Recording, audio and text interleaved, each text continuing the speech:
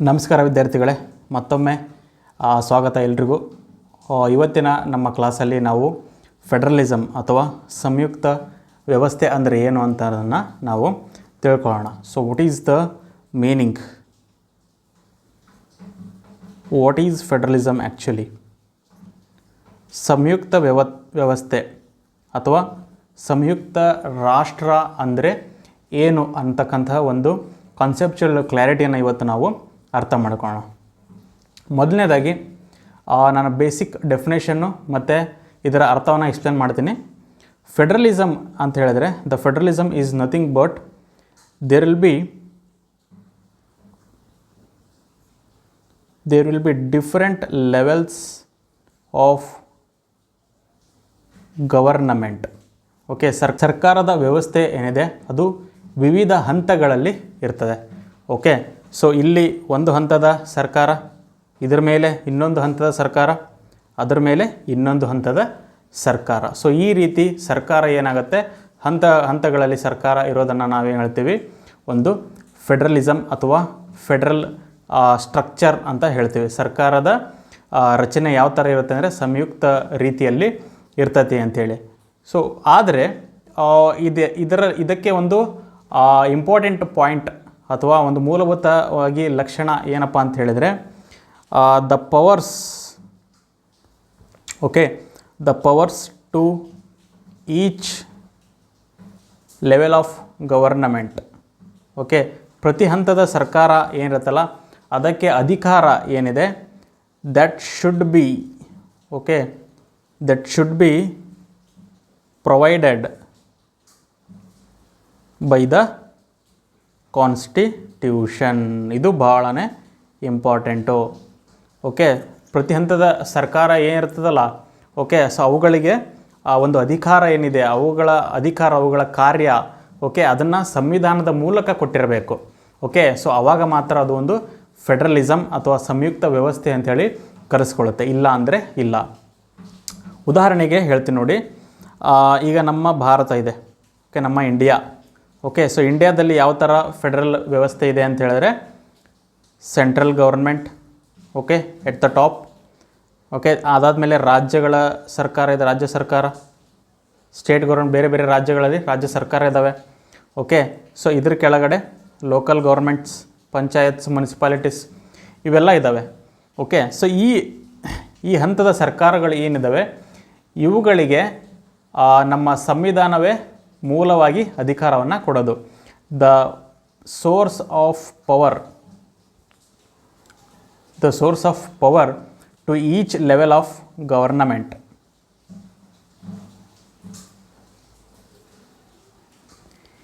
Is mentioned in constitution. Okay, ಪ್ರತಿಯೊಂದು ಹಂತದ ಸರ್ಕಾರಗಳಿಗೆ ಅವರ ಅಧಿಕಾರ, ಅವರ ಕಾರ್ಯವ್ಯಾಪ್ತಿ ಎಲ್ಲವನ್ನು ಸಂವಿಧಾನದಲ್ಲಿ ಅದನ್ನು ಬರೆದಿಟ್ಟಿರಬೇಕು. ಇಲ್ಲ ಅಂತ ಹೇಳಿದರೆ ಅದು ಸಂಯುಕ್ತ ವ್ಯವಸ್ಥೆ ಆಗೋದಕ್ಕೆ ಸಾಧ್ಯ ಇಲ್ಲ, ಫೆಡರಲ್ ಸಿಸ್ಟಮ್ ಆಗೋದಕ್ಕೆ ಸಾಧ್ಯ ಇಲ್ಲ. ಸೊ ಇದು ಮೇನ್ ಫೀಚರು. ಸಂವಿಧಾನದ ಮೂಲಕ ಆ ಹಂತದ ಸರ್ಕಾರಗಳು ಏನಾದರೂ ಹುಟ್ಟಿಕೊಂಡಿದ್ದರೆ, ಓಕೆ, ಆ ಪ್ರತಿಯೊಂದು ಹಂತದ ಸರ್ಕಾರಕ್ಕೆ ಸಂವಿಧಾನದ ಮೂಲಕ ಅಧಿಕಾರ ಕೊಟ್ಟಿದ್ದರೆ ಆವಾಗ ಮಾತ್ರ ಅದು ಫೆಡರಲಿಸಮ್ ಅಥವಾ ಫೆಡರಲ್ ಸಿಸ್ಟಮ್ ಆಗುತ್ತೆ. ಸೊ ಇಲ್ಲ ಅಂದರೆ ಇನ್ನೊಂದು ವ್ಯವಸ್ಥೆ ಯಾವ ಥರ ಇರುತ್ತೆ ಅಂತ ಹೇಳಿದ್ರೆ ಅಲ್ಲಿಯೂ ಕೂಡ ಹೆಂಗಿರುತ್ತೆ ಅಂದರೆ ಸೆಂಟ್ರಲ್ ಗೌರ್ಮೆಂಟ್ ಇರುತ್ತೆ, ಕೇಂದ್ರ ಸರ್ಕಾರ. ಓಕೆ, ಅದರ ಕೆಳಗಡೆ ರಾಜ್ಯ ಸರ್ಕಾರಗಳು, ಸ್ಟೇಟ್ ಅಥವಾ regional government. Okay, regional government ಪ್ರಾಂತ್ಯಗಳ ಸರ್ಕಾರ ಇರುತ್ತೆ. ಸೊ ಓಕೆ, ಇದ್ರ ಕೆಳಗಡೆ ಏನಾದರೂ ಲೋಕಲ್ ಗೌರ್ಮೆಂಟು. ಸೊ ಈ ಥರ ಇದ್ದು ಇವುಗಳಿಗೆ ಸಂವಿಧಾನದಲ್ಲಿ ಯಾವುದೇ ರೀತಿಯಾದಂಥ ಅಧಿಕಾರಗಳಿಲ್ಲ. ಓಕೆ, ಸೊ ಇವುಗಳನ್ನು ಈ ರಾಜ್ಯ ಅಥವಾ ರೀಜ್ನಲ್ ಗೌರ್ಮೆಂಟ್ ಅಂತ ಲೋಕಲ್ ಗೌರ್ಮೆಂಟ್ ಏನಿದಾವಲ್ಲ ಇವುಗಳನ್ನು ಹುಟ್ಟು ಹಾಕಿದ್ದೇ ಕೇಂದ್ರ. ಓಕೆ, ಒಂದು ವೇಳೆ ಕೇಂದ್ರ ಸರ್ಕಾರ ಅಥವಾ ಪಾರ್ಲಿಮೆಂಟ್ ಅಥವಾ ಸಂಸತ್ತು ಒಂದು ಕಾನೂನನ್ನು ಮಾಡಿ ಈ ಸ್ಟೇಟ್ ಗೌರ್ಮೆಂಟ್ಸು ಮತ್ತು ಲೋಕಲ್ ಗೌರ್ಮೆಂಟ್ಸ್ಗಳನ್ನು ಹುಟ್ಟಿ ಹಾಕಿದ್ದರೆ, ಓಕೆ, ಅವುಗಳಿಗೆ ಅಧಿಕಾರ ಕೇಂದ್ರ ಏನಾದರೂ ಕೊಟ್ಟಿದ್ದರೆ ಅದು ಫೆಡರಲಿಸಮ್, ಸಂಯುಕ್ತ ರಾಷ್ಟ್ರ ಅಂಥೇಳಿ ಕರೆಸ್ಕೊಳ್ಳೋದಿಲ್ಲ. ಓಕೆ, ಈ ಕಾನ್ಸೆಪ್ಚುವಲ್ ಕ್ಲಾರಿಟಿ ಇಟ್ಕೊಳ್ಳಿ. ಓಕೆ, ನಿಮಗೆ ಎಕ್ಸಾಮಲ್ಲಿ ಕ್ವಶನ್ಸ್ ಕೇಳ್ಬೋದು. Okay, what is a federal system ಅಂಥೇಳಿ ಕೇಳ್ತಾರೆ ನಿಮಗೆ. ಓಕೆ, ಅಥವಾ which of the following defines federal system, ಈ ಕೆಳಗಿನ ಯಾವುದು ಸಂಯುಕ್ತ ವ್ಯವಸ್ಥೆಯನ್ನು ವಿಶ್ಲೇಷಣೆ ಮಾಡ್ತತಿ ಅಂತೇಳಿ ಕೇಳ್ತಾರೆ ಕ್ವಶನ್. ಓಕೆ, ಸೊ ಅದರೊಳಗೆ ನಿಮ್ಗೆ ಆಪ್ಷನ್ ಕೊಡ್ತಾರೆ. ಸೆಂಟರು, ಸ್ಟೇಟ್ ಗೌರ್ಮೆಂಟು, ಓಕೆ, ಈ ಥರ ಹಂತ ಹಂತದ ಸರ್ಕಾರಗಳು ಇರ್ತವೆ. ಅವುಗಳಿಗೆ ತಮ್ಮದೇ ಆದಂತಹ ಅಧಿಕಾರ, ಓಕೆ, ತಮ್ಮದೇ ಆದಂತಹ ಕಾರ್ಯ, ಇದ್ರಗಳ ಚೌಕಟ್ಟಿರ್ತದೆ ಅಂತೇಳಿ ಒಂದು ಕೊಡ್ತಾರೆ. ಇನ್ನೊಂದು ಕೆಳಗಡೆ ಕೊಡ್ತಾರೆ, ಏನು ಕೊಡ್ತಾರೆ ಅಂದ್ರೆ ಪ್ರತಿ ಹಂತದ ಸರ್ಕಾರಗಳು ಇರ್ತವೆ. ಪ್ರತಿ ಹಂತದ ಸರ್ಕಾರ ಏನಿದ್ದಾವೆ ಇವು ಸಂವಿಧಾನಿಕವಾಗಿ ಹುಟ್ಟಿಕೊಂಡಿರುತ್ತವೆ, ಸಂವಿಧಾನ ಇವುಗಳಿಗೆ ಅಧಿಕಾರವನ್ನು ಕೊಟ್ಟಿರುತ್ತೆ ಅಂತೇಳಿ ಕೊಡ್ತಾರೆ. ಸೊ ಈಗ ನಿಮಗೆ ಕಾನ್ಸೆಪ್ಚುಯಲ್ ಕ್ಲಾರಿಟಿ ಇಲ್ಲ ಅಂತ ತಿಳ್ಕೊರಿ. ನೀವು ಬರೀ ಒಂದೇ ಆಪ್ಷನ್ ನೋಡಿ ಪ್ರತಿ ಹಂತದ ಸರ್ಕಾರ ಇರ್ತೈತಿ, ಅಲ್ಲಿ ಏನೋ ಅವರಿಗೆ ಅವರ ಒಂದು ಅಧಿಕಾರ, ಅವರ ಕಾರ್ಯ ಏನಾಗಿರುತ್ತೆ ವಿಂಗಡಣೆ ಆಗಿರ್ತೈತಿ ಅಂತ ನೋಡಿದ ತಕ್ಷಣ ನೀವು ಒಂದೇ ಆಪ್ಷನ್ ಟಿಕ್ ಮಾಡ್ತೀರಿ. ಓಕೆ, ಕಾನ್ಸೆಪ್ಚುಯಲ್ ಕ್ಲಾರಿಟಿ ಇಲ್ಲ ಅಂದ್ರೆ, ಕಾನ್ಸೆಪ್ಚುಯಲ್ ಕ್ಲಾರಿಟಿ ಇತ್ತಪ್ಪ ಅಂದ್ರೆ ಸಂವಿಧಾನದ ಮೂಲಕ ಇದು ಆಗಿರಬೇಕು, ಅವರಿಗೆ ಸಂವಿಧಾನದ ಮೂಲಕ ಪ್ರತಿ ಹಂತದ ಸರ್ಕಾರ ಹುಟ್ಟಿಕೊಂಡಿರಬೇಕು, ಸಂವಿಧಾನದ ಮೂಲಕ ಅವರಿಗೆ ಅಧಿಕಾರವನ್ನು ಕೊಟ್ಟಿರಬೇಕು, ಇದು ಗೊತ್ತಿತ್ತಪ್ಪ ಅಂದ್ರೆ ನೀವು ಒಂದನೇ ಆಪ್ಷನ್ ಮುಟ್ಟಲ್ಲಿ ನೀವು ಎರಡನೇ ಆಪ್ಷನ್ನಿಗೆ ಟಿಕ್ ಮಾಡ್ತೀರಾ. ಸೊ ಅದಕ್ಕೆ ಕಾನ್ಸೆಪ್ಚುಯಲ್ ಕ್ಲಾರಿಟಿ ಅನ್ನೋದು ಭಾಳನೇ ಇಂಪಾರ್ಟೆಂಟು. ಸೊ ಫೆಡರಲ್ ಸಿಸ್ಟಮಲ್ಲಿ ಸಂವಿಧಾನವೇ ಮೂಲ, ಸಂವಿಧಾನದಿಂದ ಅಧಿಕಾರ ಬಂದಿರಬೇಕು central government, state government, local ಗೌರ್ಮೆಂಟಿಗೆ. ಓಕೆ, ಸಂವಿಧಾನದಲ್ಲಿ ಮೆನ್ಷನ್ ಆಗಿರಬೇಕು. ಓಕೆ, ಸೊ ಈ ಥರದ ವ್ಯವಸ್ಥೆ ಇರುತ್ತೆ. ಇಲ್ಲಿ ಕೇಂದ್ರ ಸರ್ಕಾರ ಅಂತ ಇರುತ್ತೆ, ರಾಜ್ಯ ಸರ್ಕಾರ ಇರುತ್ತೆ. ಕೇಂದ್ರ ಮತ್ತು ರಾಜ್ಯ ಅವರವರ ಅಧಿಕಾರದ ಒಂದು ವ್ಯಾಪ್ತಿ ಏನಿರುತ್ತೆ ಅದರಲ್ಲಿ ಅವರು ಸ್ವತಂತ್ರರಾಗಿರ್ತಾರೆ, ಆಟೋನಮಿ ಇರುತ್ತೆ ಅಂಥೇಳಿ ಮೆನ್ಷನ್ ಮಾಡಿರಬೇಕು ಸಂವಿಧಾನದಲ್ಲಿ. ಆವಾಗ ಮಾತ್ರ ಅದು ಒಂದು ಸಂಯುಕ್ತ ವ್ಯವಸ್ಥೆ ಅಥವಾ ಫೆಡರಲ್ ಸಿಸ್ಟಮ್ ಅಂಥೇಳಿ ಕರೆಸ್ಕೊಳ್ಳುತ್ತೆ. Okay, this is the concept of federalism. ಸಂಯುಕ್ತ ರಾಷ್ಟ್ರ ವ್ಯವಸ್ಥೆ ಒಂದು ಕಾನ್ಸೆಪ್ಟ್ ಇದು. ಓಕೆ, ಸೊ ನಾವು we will see the types of federalism. Types of federal system. Okay, ಈ ಫೆಡರಲ್ ವ್ಯವಸ್ಥೆಯಲ್ಲಿ ಎರಡು ರೀತಿಯಾದಂತಹ ಟೈಪ್ಸ್ ಬರ್ತವೆ, ಎರಡು ರೀತಿಯಾದಂತಹ ತರಹಗಳು ಬರ್ತವೆ. ಓಕೆ, ಸೊ ಮೊದಲನೇದು ಏನು ಹೇಳ್ತೀವಿ ಅಂತ ಹೇಳಿದ್ರೆ it is called as the coming together. Okay, coming together of federalism. Okay, ಏನು ಇದರ ಅರ್ಥ? ಕಮಿಂಗ್ ಟುಗೆದರ್ ಅಂತ ಹೇಳಿದರೆ ಒಟ್ಟಾಗಿ ಸೇರಿಕೊಳ್ತಕ್ಕಂತಹ ಒಂದು ವ್ಯವಸ್ಥೆ. ಓಕೆ, ಸೊ ಇದರಲ್ಲಿ ಹೆಂಗಿರುತ್ತೆ ಅಂತ ಹೇಳಿದ್ರೆ ಇಲ್ಲಿ ಒಂದು ರಾಜ್ಯ, ಒಂದು ಪ್ರಾಂತ್ಯ ಅಂದ್ಕೊಳ್ಳಿ. ಓಕೆ, ಇಲ್ಲೊಂದು ಪ್ರಾಂತ್ಯ, ಓಕೆ, ಇಲ್ಲೊಂದು ಪ್ರಾಂತ್ಯ, ಇಲ್ಲೊಂದು ಪ್ರಾಂತ್ಯ, ಓಕೆ, ಇಲ್ಲೊಂದು ಪ್ರಾಂತ್ಯ. ಸೊ ಈ ಥರ ಎಲ್ಲ ಪ್ರಾಂತ್ಯಗಳು ಒಟ್ಟಾಗಿ ಏನು ಮಾಡ್ತೇವೆ, ಅವರು ಒಂದು ಒಪ್ಪಂದವನ್ನು ಮಾಡಿಕೊಂಡು, ಒಂದು ಅಗ್ರಿಮೆಂಟನ್ನು ಮಾಡ್ಕೊಂಡು ಒಟ್ಟಾಗಿ ಸೇರಿಕೊಂಡು ಅವ್ರೇನು ಮಾಡ್ತಾರೆ, ನಾವು ಒಂದು ರಾಷ್ಟ್ರವನ್ನು ಮಾಡ್ಕೊತೀವಿ ಅಂಥೇಳಿ ಬರ್ತಾರೆ. ಓಕೆ, ಆ ಒಂದು ಶಬ್ದವನ್ನು ಇಲ್ಲಿ ನೀವು ಡಿವೈಡ್ ಮಾಡಿದ್ರೆ ಗೊತ್ತಾಯ್ತು. ಕಮಿಂಗ್ ಟುಗೆದರ್ ಅಂದರೆ ಒಟ್ಟಿಗೆ ಸೇರಿಕೊಳ್ತಕ್ಕಂಥವ್ರು, ಒಟ್ಟಿಗೆ ಬರುವವರು ಅಂಥೇಳಿ. ಅಂದರೆ ಮೊದಲು ಅವರು ಬೇರೆ ಬೇರೆ ಇರ್ತಾರೆ. ಓಕೆ, ಬೇರೆ ಬೇರೆ ಪ್ರಾಂತ್ಯಗಳು, ಬೇರೆ ಬೇರೆ ರಾಜ್ಯ ಇರ್ತವೆ, ಅವರು ಒಟ್ಟಾಗಿ ಸೇರಿಕೊಂಡು ಒಂದು ರಾಷ್ಟ್ರ ಅನ್ನೋದನ್ನು ಮಾಡ್ತಾರೆ. This is called as the coming together of federalism. Okay, ಒಟ್ಟಿಗೆ ಸೇರಿಕೊಳ್ತಕ್ಕಂಥ ಸಂಯುಕ್ತ ವ್ಯವಸ್ಥೆ ಅಂಥೇಳಿ. ಸೊ ಇದಕ್ಕೆ ಉದಾಹರಣೆ ಅಂತ ಹೇಳಿದ್ರೆ ನಮ್ಮ ವಿಶ್ವದ ದೊಡ್ಡಣ್ಣ. ಯಾರು ವಿಶ್ವದ ದೊಡ್ಡಣ್ಣ ಅಂತ ಹೇಳಿದರೆ it is the United States. ಈ ಒಂದು ಶಬ್ದದಲ್ಲೇ ಇದೆ, ಯುನೈಟೆಡ್ ಸ್ಟೇಟ್ಸ್ ಆಫ್ ಅಮೇರಿಕಾ. ಅಂದರೆ ಯುನೈಟೆಡ್ ಸ್ಟೇಟ್ಸ್ ಅಂದರೆ ರಾಜ್ಯಗಳು ಎಲ್ಲರೂ ಒಗ್ಗಟ್ಟಾಗಿ ಸೇರಿಕೊಂಡಿರ್ತಕ್ಕಂಥ ಅಮೇರಿಕಾ ನಮ್ಮದು. ಮೊದಲು ರಾಜ್ಯಗಳು ಬೇರೆ ಬೇರೆ ಇದ್ವವು. ಓಕೆ, ಅವರು ಒಟ್ಟಾಗಿ ಸೇರಿಕೊಂಡ್ರು. So that is when it became a United States of America.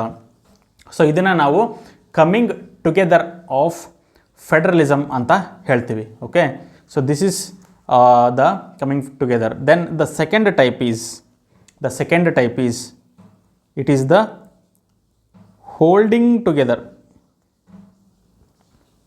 Okay, holding together of federalism. Holding together. Okay, ಒಟ್ಟಿಗೆ ಇರ್ತಕ್ಕಂಥವರು, ಒಟ್ಟಿಗೆ ಇರುವವರು, ಒಟ್ಟಿಗೆ ಸೇರಿಕೊಂಡಿರುವವರು. ಓಕೆ, ಒಟ್ಟಿಗೆ ಸೇರಿಕೊಂಡಿರ್ತಕ್ಕಂಥ ವ್ಯವಸ್ಥೆ ಇದು. ಸೊ ಮೊದಲನೇದು ಕಮಿಂಗ್ ಟುಗೆದರ್, ಬೇರೆ ಇದ್ದವರು ಒಟ್ಟಾದರು. ಈ ಹೋಲ್ಡಿಂಗ್ ಟುಗೆದರ್ ಅಂತ ಹೇಳಿದ್ರೆ ನಾವು ಆಲ್ರೆಡಿ ಆ್ಯಸ್ ಅ ಕಂಟ್ರಿ, ಒಂದು ದೇಶವಾಗಿ ನಾವು ಒಗ್ಗಟ್ಟಿನಲ್ಲಿ ಇದ್ದೇವೆ. ಆದರೆ ನಾವು ಅಧಿಕಾರಕ್ಕೆ ಅಥವಾ ಆಡಳಿತಕ್ಕೋಸ್ಕರ ಒಂದು ದೊಡ್ಡ ದೇಶವನ್ನು ಕೇವಲ ಕೇಂದ್ರದಲ್ಲಿರೋ ಮಾತ್ರ ಅಧಿಕಾರ ಮಾಡೋದಕ್ಕೆ ಸಾಧ್ಯ ಇಲ್ಲ. ಅದಕ್ಕೆ ನಾವು ಏನು ಮಾಡಿದ್ವಿ, ನಮ್ಮ ಅತಿ ದೊಡ್ಡ ರಾಷ್ಟ್ರವನ್ನು ನಾವು ರಾಜ್ಯಗಳಾಗಿ ವಿಂಗಡೆಯನ್ನು ಮಾಡ್ತೀವಿ. ಈ ರಾಜ್ಯಗಳನ್ನು ವಿಂಗಡಣೆಯನ್ನಾಗಿ ಮಾಡಿ ಈ ರಾಜ್ಯಗಳಿಗೆ ನಾವು ಸ್ವಾಯತ್ತ ವ್ಯವಸ್ಥೆನ ಕೊಡ್ತೀವಿ. ವಿ ವಿಲ್ ಗಿವ್ ದ ಆಟೋನಮಿಯನ್ನು ಕೊಡ್ತೀವಿ, ಅವರುಗಳಿಗೆ ಅಧಿಕಾರವನ್ನು ಕೊಡ್ತೀವಿ. ಸೊ ಅವರು ಅವರ ರಾಜ್ಯಕ್ಕೆ ತಕ್ಕ ಹಾಗೆ, ಅವರ ಪ್ರದೇಶಕ್ಕೆ ತಕ್ಕ ಹಾಗೆ ಅವರು ಆಡಳಿತವನ್ನು ಮಾಡಲಿ ಅಂಥೇಳಿ ಈ ವ್ಯವಸ್ಥೆಯನ್ನು ತೊಗೊಂಬಂದ್ವಿ. This is known as the holding together. ಅಂದರೆ ಇಲ್ಲಿರ್ತಕ್ಕಂಥ ಎಲ್ಲ ರಾಜ್ಯಗಳು ಅವು ಯಾವತ್ತೂ ಅವರು ಒಟ್ಟೆ, ಬಟ್ ಆಡಳಿತಕ್ಕೋಸ್ಕರ ನಾವೇನು ಮಾಡಿರ್ತೀವಿ ಅಂತ ಹೇಳಿದರೆ ಅವುಗಳನ್ನು ರಾಜ್ಯಗಳನ್ನಾಗಿ, ಪ್ರಾದೇಶಿಕ ವ್ಯವಸ್ಥೆಗಳನ್ನಾಗಿ ವಿಂಗಡಣೆ ಮಾಡಿ ಅಲ್ಲಿ ಆಡಳಿತ ವ್ಯವಸ್ಥೆಯನ್ನು ನಡೆಸ್ತೀವಿ.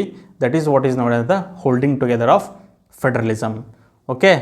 ಉದಾಹರಣೆ ಅಂದರೆ ಇಟ್ ಈಸ್ ಅವರ್ ಇಂಡಿಯಾ, ನಮ್ಮ ಭಾರತ ಕೂಡ ವಿ ಆರ್ ಹೋಲ್ಡಿಂಗ್ ಟುಗೆದರ್. ನೋಡಿ, ನಮ್ಮ ದೇಶ ಸ್ವಾತಂತ್ರ್ಯ ಸಿಕ್ಕ ನಂತರ so this is our India.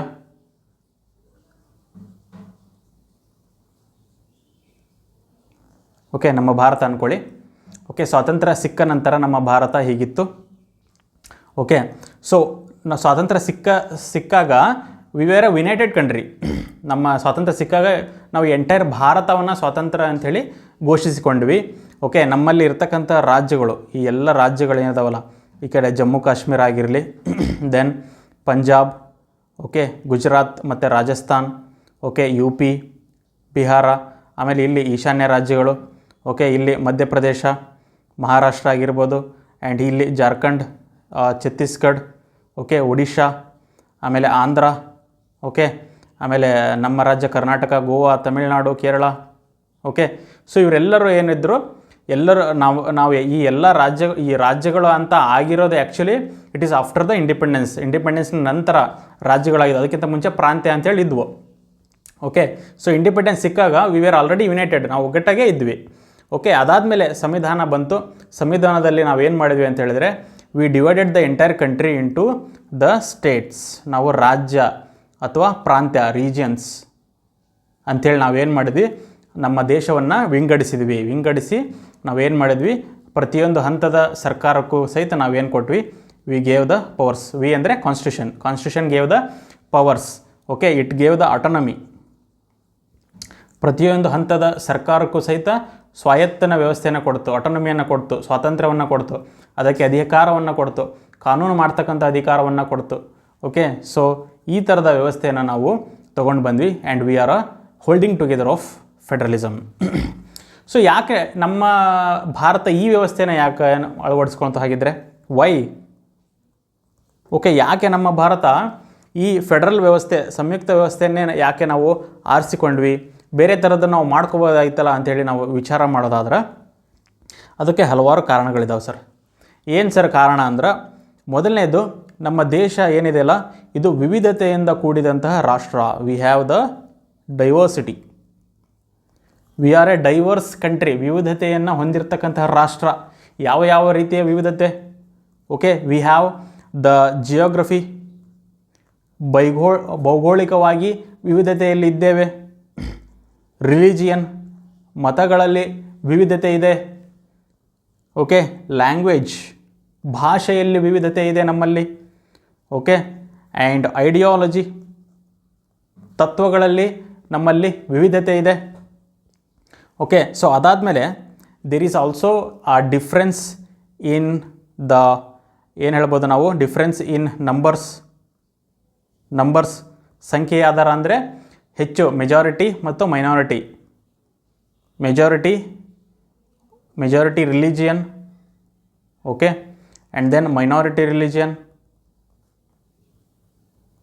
So ಇಷ್ಟೆಲ್ಲ ವಿವಿಧತೆ ಉಳ್ಳಂತಹ ರಾಷ್ಟ್ರ ಕೇವಲ ಕೇಂದ್ರಾಡಳಿತ ಮಾತ್ರ ಇದ್ದು ಬಿಟ್ಟರೆ ಅಲ್ಲಿ ಹಲವಾರು ಏನಾಗ್ಬೋದು, there can be several conflicts. ಸಾಮಾಜಿಕ ಬಿಕ್ಕಟ್ಟುಗಳು ಎದುರಾಗ್ಬೋದು, ಸಾಮಾಜಿಕ ವಿವಾದಗಳು ಎದುರಾಗ್ಬೋದು. ಒಂದು ಮತವನ್ನು ಕಂಡ್ರೆ ಇನ್ನೊಂದು ಮತದಕ್ಕೆ ಆಗೋದಿಲ್ಲ, ಅವರಿಬ್ಬರು ಹೊಡೆದಾಡೋದಾಗಲಿ, ಒಂದು ಭಾಷೆ ಇನ್ನೊಂದು ಭಾಷಿಗರಿಗೆ ಆಗೋದಿಲ್ಲ, ಅವರಿಬ್ಬರು ಹೊಡೆದಾಡೋದು. ಸೊ ಈ ರೀತಿ ಆಗಬಾರ್ದು ಅನ್ನೋ ಉದ್ದೇಶದಿಂದ ನಮ್ಮ ಸಂವಿಧಾನ ಫೆಡರಲ್ ಸಿಸ್ಟಮ್, ಸಂಯುಕ್ತ ವ್ಯವಸ್ಥೆಯನ್ನು ತೊಗೊಂಬಂದರು. ಈ ಸಂಯುಕ್ತ ವ್ಯವಸ್ಥೆಯ ಮೂಲಕ ಒಂದು ಎಂಟೈರ್ ದೇಶ ಅಂತಕ್ಕಂಥದ್ದೇನಿತ್ತು, ಇಲ್ಲಿ ಎಂಟೈರ್ ನಮ್ಮ ದೇಶದಲ್ಲಿ ಒಂದೇ ರೀತಿಯ ಆಡಳಿತ, ಒಂದೇ ರೀತಿಯ ಕಾನೂನು, ಒಂದೇ ರೀತಿಯ ರೂಲ್ಸ್ಗಳು ಇಲ್ಲಿ ವರ್ಕ್ ಆಗಂಗಿಲ್ಲ. ಓಕೆ, ಸೊ ಇಲ್ಲಿ ಏನು ಮಾಡಬೇಕು ನಾವು, so we have to accept it. Okay, we have to accept the diversity, ವಿವಿಧತೆ ಅಂತಕ್ಕಂಥದ್ದು ನಾವು ಒಪ್ಪಿಕೊಳ್ಳಬೇಕು. ಮತ್ತು ಈ ವಿವಿಧತೆ ಏನಿದೆ, ಈ ವಿವಿಧತೆಯನ್ನು ವಿ ಹ್ಯಾವ್ ಟು ಟಾಲರೇಟ್. ನಮ್ಮಲ್ಲಿ ಟಾಲರೆನ್ಸ್, ಸಹಿಷ್ಣುತೆ ಅನ್ನೋದು ಇರಬೇಕಾಗುತ್ತೆ. ಸೊ ಈ ಡೈವರ್ಸಿಟಿಯನ್ನು ನಾವು ಒಪ್ಪಿಕೊಂಡ್ವಿ, ಸೊ ಇದನ್ನು ನಾವು ಟಾಲರೇಟ್ ಮಾಡ್ಕೊಂಡ್ವಿ, ಸಹಿಷ್ಣುತೆಯನ್ನು ನಾವು ಅನುಸರಿಸಿದ್ವಿ. ಅದಕ್ಕೋಸ್ಕರ ಇವತ್ತು ನಮ್ಮ ಭಾರತ ಏನಿದೆ, our India is a united country, ಒಗ್ಗೂಡಿದಂತಹ ಒಗ್ಗಟ್ಟಿನಲ್ಲಿರ್ತಕ್ಕಂತಹ ರಾಷ್ಟ್ರ ನಮ್ಮ ರಾಷ್ಟ್ರ ಏನಿದೆ, we are united, still we are a diversified country. ವಿವಿಧತೆಯಲ್ಲಿ ಏಕತೆ ಇರತಕ್ಕಂತಹ ರಾಷ್ಟ್ರ ಅಂತ ಹೇಳಿದರೆ it is the India. We have to be the proud of our country. ನಮ್ಮ ದೇಶದ ಮೇಲೆ ನಮಗೆ ಹೆಮ್ಮೆ ಇರಲಿ. ಓಕೆ, ಇಷ್ಟೊಂದು ವಿವಿಧತೆಯನ್ನು ಒಳಗೊಂಡು ಆದರೂ ಸಹಿತ ನಾವು ಒಗ್ಗಟ್ಟಿನಲ್ಲಿದ್ದೇವೆ. So that is the beauty of India. Okay, ಅದನ್ನು ನೆನ್ಪಿಟ್ಕೊಳ್ಳಿ. So this is why we adapted the federal system. So ಈ ಫೆಡ್ರಲ್ ಸಿಸ್ಟಮ್ನ ಒಂದಿಷ್ಟು ಲಾಭವನ್ನು ನೋಡೋದಾದರೆ, let's look at the advantages. Okay, what are the advantages of the federal system ಅನ್ನೋದನ್ನು ನೋಡೋದಾದರೆ, so ಮೊದಲನೇದಾಗಿ there will be autonomy to states or regional governments. Okay, ರಾಜ್ಯ ಆಗಲಿ ಅಥವಾ ಪ್ರಾದೇಶಿಕ ಸರ್ಕಾರ ಆಗಲಿ, ಅವುಗಳಿಗೆ ಸ್ವಾಯತ್ತತೆ ಅಂತಕ್ಕಂಥದ್ದು ಇರ್ತದೆ, ಸ್ವತಂತ್ರ ಅನ್ನೋದು ಇರುತ್ತೆ. ಓಕೆ, ಅವರಿಗೆ ಒಂದಿಷ್ಟು ಅಧಿಕಾರವನ್ನು ನಮ್ಮ ಸಂವಿಧಾನ ಕೊಟ್ಟಿರುತ್ತೆ. ಓಕೆ, ಅವರಿಗೊಂದು ಚೌಕಟ್ಟು ಹಾಕಿ ಕೊಟ್ಟಿರುತ್ತೆ. ಓಕೆ, ಅವರಿಗೆ ಕೇಂದ್ರದಿಂದ ಕೆಲವೊಂದಿಷ್ಟು ವಿಷಯಗಳಲ್ಲಿ ಸ್ವಾತಂತ್ರ್ಯ ಇರುತ್ತೆ. ಸೊ ಅದಕ್ಕೋಸ್ಕರ the States will have their own autonomy, they will have their own independence regarding the law. Okay, ಕಾನೂನನ್ನು ಮಾಡೋದಾಗಲಿ, ಕಾನೂನನ್ನು ಇಂಪ್ಲಿಮೆಂಟ್ ಮಾಡೋದಾಗಲಿ. ಓಕೆ, ಈ ಒಂದು ಆಟೋನಮಿ ಇರುತ್ತೆ, ಇದು ಒಂದು ಲಾಭ. ಆ್ಯಂಡ್ ಎರಡನೇದು ನೋಡೋದಾದರೆ, okay, there will be tolerance to the diversity. ವಿವಿಧತೆ ಏನಿದೆಯಲ್ಲ, ವಿವಿಧತೆಗೆ ಒಂದು ಸಹಿಷ್ಣುತೆ ಅನ್ನೋದು ಸಮಾಜದಲ್ಲಿ ಇರುತ್ತೆ. ಓಕೆ, ಇದಕ್ಕೆ ಒಂದು ತದ್ವಿರುದ್ಧವಾದಂಥ ಉದಾಹರಣೆಯನ್ನು ಕೊಡ್ತೀನಿ. ಓಕೆ, ಇದಕ್ಕೆ ತದ್ವಿರುದ್ಧಂಥ ಎಕ್ಸಾಂಪಲ್, ಭಾಳ ದೂರ ಏನು ಬೇಡ. ಓಕೆ, ಇಲ್ಲಿಂದ ಶ್ರೀಲಂಕಾಗೆ ಹೋಗಿ, ಶ್ರೀಲಂಕಾದ ವ್ಯವಸ್ಥೆಯನ್ನು ಹೇಳ್ತೀನಿ ನೋಡಿ. ಸೊ ಯಾಕೆ ನಮ್ಮ ದೇಶ ಇಷ್ಟು ಒಗ್ಗಟ್ಟಾಗಿದೆ, ವಿವಿಧತೆ ಇದ್ದರೂ ಒಗ್ಗಟ್ಟಿದೆ, ಶ್ರೀಲಂಕಾದಲ್ಲಿ ಏನಾಯಿತು ಅನ್ನೋದನ್ನು ನೋಡೋಣ. ಶ್ರೀಲಂಕಾದಲ್ಲಿ ಏನಾಯ್ತಪ್ಪ ಅಂತ ಹೇಳಿದರೆ, ಸೊ ಇಲ್ಲೂ ಕೂಡ ಲ್ಯಾಂಗ್ವೇಜ್, ಓಕೆ, ಆ ಭಾಷೆಯ ಆಧಾರದ ಮೇಲೆ ವಿವಿಧತೆ ಇತ್ತು. ಓಕೆ, ಇಲ್ಲಿ ತಮಿಳಿಯನ್ಸ್, ಓಕೆ, ಶ್ರೀಲಂಕನ್ ತಮಿಳ್ ಮಾತಾಡ್ತಕ್ಕಂಥ ಅಂದರೆ ಶ್ರೀಲಂಕಾದಲ್ಲಿಯೇ ಮೊದಲಿಂದ ಇರತಕ್ಕಂಥ ತಮಿಳಿಯನ್ಸ್ ಬೇರೆ, ನಮ್ಮ ಭಾರತದಿಂದ ಅಲ್ಲಿ ವಲಸೆ ಹೋಗಿರತಕ್ಕಂಥ ತಮಿಳಿಯನ್ಸ್ ಬೇರೆ. ಓಕೆ, ಈ ಥರ ವಿಂಗಡಣೆ ಇತ್ತು. ಸೊ ಅಲ್ಲಿನ ಶ್ರೀಲಂಕಾದ ಒಂದು ವ್ಯವಸ್ಥೆ ಹೇಗೆ ಅಂತ ಹೇಳಿದ್ರೆ, ಅಲ್ಲಿ ಸಂಯುಕ್ತ ವ್ಯವಸ್ಥೆ ಇಲ್ಲ, ಅಲ್ಲಿ ಫೆಡರಲಿಸಮ್ ಇಲ್ಲ. They will not recognise the diversity ವಿವಿಧತೆ ಅಂತ ಏನಿದೆ ಅಲ್ಲ, ಅದನ್ನು ಒಪ್ಕೊಳ್ಳೋದಿಲ್ಲ. ಸೊ ಅವ್ರು ಏನು ಮಾಡಿದರು ಅಂತ ಹೇಳಿದ್ರೆ, ಇಲ್ಲಿ ಶ್ರೀಲಂಕನ್ ತಮಿಳ್ಸ್ ಏನಿದ್ರಲ್ಲ, ಸೊ ಇವರು ಮೆಜಾರಿಟಿಯಲ್ಲಿ, ಇವರದೇ ಬಹುಮತ ಅಲ್ಲಿ. ಓಕೆ, ತಮಿಳಿಯನ್ಸ್, ನಮ್ಮ ಭಾರತದಿಂದ ಹೋಗಿರ್ತಕ್ಕಂಥ ತಮಿಳಿಯನ್ಸು, ದೇ ಆರ್ ದ ಮೈನಾರಿಟಿಯಲ್ಲಿ, ಅಲ್ಪಸಂಖ್ಯಾತರು ಇವರು. ಸೊ ಇಲ್ಲಿ ಈ ಶ್ರೀಲಂಕನ್ ಮೆಜಾರಿಟಿಯನ್ಸ್ ಏನು ಮಾಡಿದರು, ಇವರ ಮೇಲೆ ದಬ್ಬಾಳಿಕೆಯನ್ನು ಹಾಕೋದಕ್ಕೆ ಶುರು ಮಾಡಿದರು. ಅವ್ರ ಭಾಷೆಯನ್ನು ಇವ್ರ ಮೇಲೆ ಹೇರೋದಕ್ಕೆ ಶುರು ಮಾಡಿದರು. ಇವರ ಸಂಸ್ಕೃತಿಯನ್ನು ಈ ಮೈನಾರಿಟಿ ತಮಿಳಿಯನ್ಸ್ ಮೇಲೆ ಹೇರೋದಕ್ಕೆ ಶುರು ಮಾಡಿದರು. ಹಿಂಗೆ ಆದಾಗ ಏನಾತಪ್ಪ ಅಂತ ಹೇಳಿದ್ರೆ, there started the social conflicts. Okay, ಸಾಮಾಜಿಕ ವಿವಾದ, ಸಾಮಾಜಿಕ ಬಡಿದಾಟಗಳು ಶುರುವಾದವು. ಸಿವಿಲ್ ವಾರ್ ಶುರುವಾಯಿತು ರೀ ಅಲ್ಲಿ. ಓಕೆ, ಸಿವಿಲ್ ವಾರ್ ಅಂತ ಹೇಳಿದರೆ ಜನಗಳೇ ಏನು ಮಾಡಿದ್ರು, ಹೊಡೆದಾಡೋಕ್ಕೆ ಶುರು ಮಾಡಿಬಿಟ್ರು. Okay, military is different. Military ಅಂತ ಹೇಳಿದರೆ ಅಲ್ಲಿನ ರಕ್ಷಣಾ ಇಲಾಖೆ ಏನಿರುತ್ತೆ, ಡಿಫೆನ್ಸ್ ಫೋರ್ಸಸ್ ಏನಿರ್ತಾರೆ, ಅವರುಗಳು ಹೋರಾಡಿದರೆ ಅದನ್ನು ಮಿಲಿಟರಿ ವಾರ್ ಅಂತೇವೆ. ಸಿವಿಲ್ ವಾರ್ ಅಂತಿದ್ರೆ ಯಾವಾಗ ಒಳಗಿರತಕ್ಕಂಥ ನಾಗರಿಕರು ಹೊಡೆದಾಡೋಕ್ಕೆ ಶುರು ಮಾಡ್ತಾರಲ್ಲ, ಅದನ್ನು ನಾವು ಸಿವಿಲ್ ವಾರ್ ಅಂಥೇಳಿ ಕರಿತೀವಿ. ಈ ಒಂದು ಸಿವಿಲ್ ವಾರ್ ಶುರು ಆಯ್ತಲ್ಲಿ. ಸೊ ಅದಕ್ಕೆ ನಮ್ಮ ಭಾರತ ಏನಿದೆ ಅಲ್ಲ, it is a very very beautiful country. ಬಹಳ ಸುಂದರವಾದಂಥ ದೇಶ ನಮ್ಮದು. ನಮ್ಮ ದೇಶದ ಎಷ್ಟು ಸುಂದರ ಅಂತ ಹೇಳಿದರೆ, ಕೇವಲ ಒಂದು ಗಾರ್ಡನ್, ಇದು ಒಂದು ಫ್ಲವರ್ ಗಾರ್ಡನ್ ಅಂತ ಅಂದ್ಕೊಳ್ಳಿ. ಓಕೆ, ಫ್ಲವರ್ ಗಾರ್ಡನ್ನಲ್ಲಿ ನಮ್ಮಲ್ಲಿ ಬೇರೆ ಬೇರೆ ರೀತಿಯಾದಂಥ ಹೂಗಳಿದ್ದಾವೆ. ಓಕೆ, ವಿವಿಧತೆಯಲ್ಲಿ ಏಕತೆ ಇರತಕ್ಕಂತಹ ರಾಷ್ಟ್ರ ನಮ್ಮ ಭಾರತ. ಓಕೆ, ವಿವಿಧತೆಯಲ್ಲಿ ಏಕತೆ ಇರತಕ್ಕಂತಹ ರಾಷ್ಟ್ರ. ಒಂದೇ ತೋಟದಲ್ಲಿ ಬೇರೆ ಬೇರೆ ರೀತಿಯ ಹೂವುಗಳು ಅರಳಲಿ ಅಂತ ಒಂದು ಹಾಡಿದೆಯಲ್ಲ, ಆ ಒಂದು ಹಾಡು ನಮ್ಮ ರಾಷ್ಟ್ರಕ್ಕೆ, ನಮ್ಮ ಭಾರತಕ್ಕೆ ಇದು ಅನುಗುಣವಾಗ್ತದೆ. ಈವನ್ ನಮ್ಮ ಕರ್ನಾಟಕನೂ ಅಷ್ಟೇ, ಕರ್ನಾಟಕದಲ್ಲೂ ವಿವಿಧತೆ ಇದೆ. ವಿವಿಧತೆ ನಮ್ಮ ಇಡೀ ದೇಶದಲ್ಲಿ ವಿವಿಧತೆಯನ್ನು ತುಂಬಿಕೊಂಡು ಹೋಗಿದೆ. ಓಕೆ, ನಮ್ಮ ಇಡೀ ದೇಶದಲ್ಲಿ ರಾಜ್ಯಗಳನ್ನು ವಿಂಗಡಿಸಿ, ರಾಜ್ಯಗಳಲ್ಲೂ ಹಲವಾರು ವಿವಿಧತೆಗಳಿದ್ದಾವೆ. ಓಕೆ, ನಮ್ಮ ರಾಜ್ಯದ ಕೆಳಗಡೆ ಮತ್ತು ಜಿಲ್ಲೆ ಬನ್ನಿ, ಅಲ್ಲೂ ವಿವಿಧತೆಗಳಿದ್ದಾವೆ. ಸೊ ಹಿಂಗೆ ವಿವಿಧತೆಯನ್ನು ನಾವು ಒಪ್ಪಿಕೊಂಡ್ವಿ, ವಿವಿಧತೆಗಳನ್ನು ನಾವು ಗೌರವಿಸಿದ್ವಿ ರೀ. ಅದಕ್ಕೋಸ್ಕರ ಇವತ್ತು ನಮ್ಮ ಸಮಾಜ ಶಾಂತಿಯುತವಾಗಿದೆ, ನಮ್ಮ ಸಮಾಜದಲ್ಲಿ ಒಗ್ಗಟ್ಟು ಅಂತಕ್ಕಂಥದ್ದಿದೆ. ಓಕೆ, ಇದನ್ನು ನೆನ್ಪಿಟ್ಕೊಳ್ಳಿ.